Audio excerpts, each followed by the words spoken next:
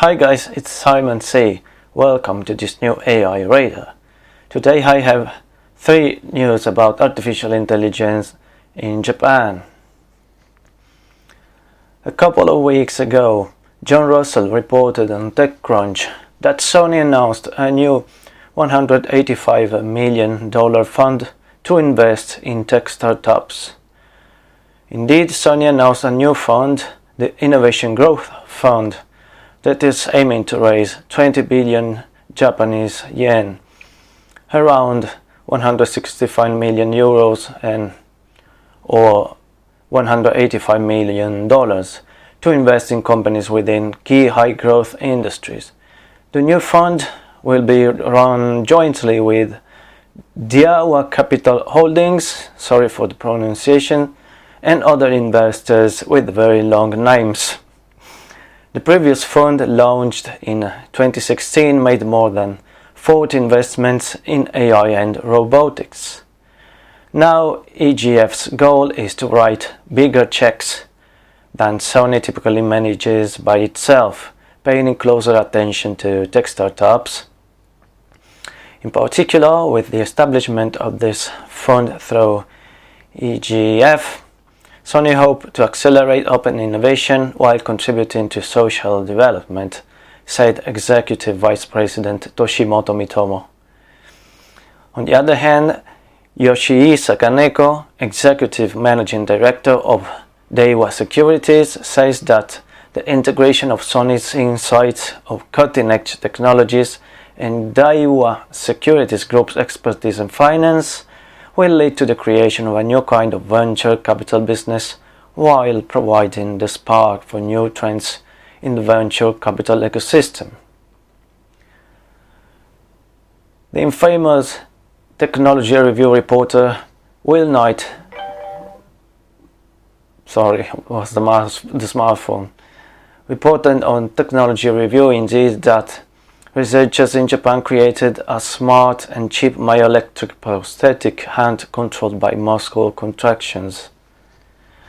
Myoelectric meaning something that pertains to the electric properties of the muscle.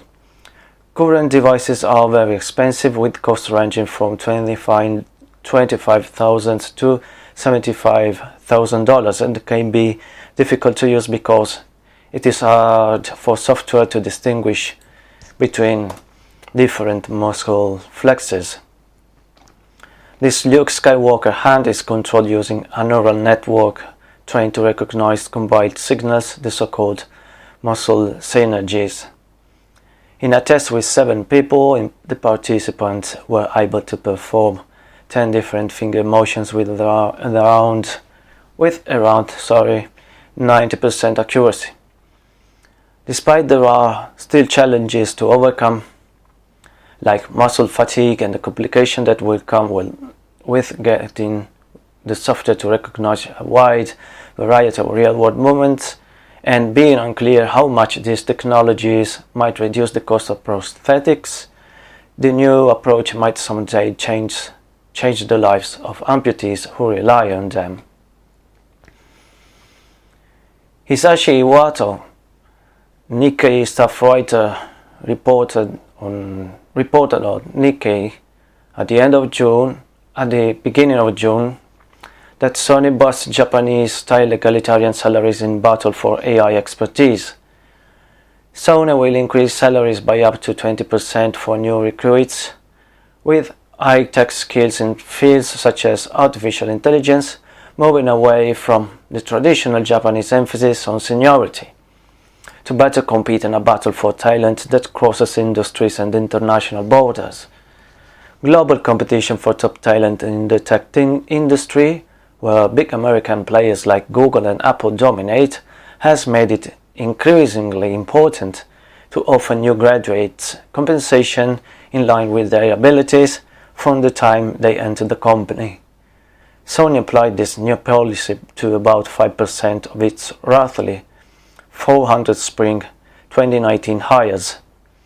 This looks like a move to avoid being ripped of its talents by US tech giants. Indeed, graduates well versed in areas like AI and software development are in demand across a wide range of businesses such as automotive and banking, and can join startups or foreign tech companies, or even launching their own companies. That's why Sony, a perennial popular employer among Japanese students, is finding it harder to attract talent. So a more meritocratic approach to compensation, in contrast with the seniority-based pay structures typical of corporate Japan, should help the company draw the best and brightest. Okay guys, it's all for today.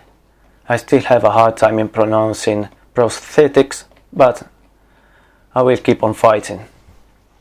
See you next time with AI Rider. Bye.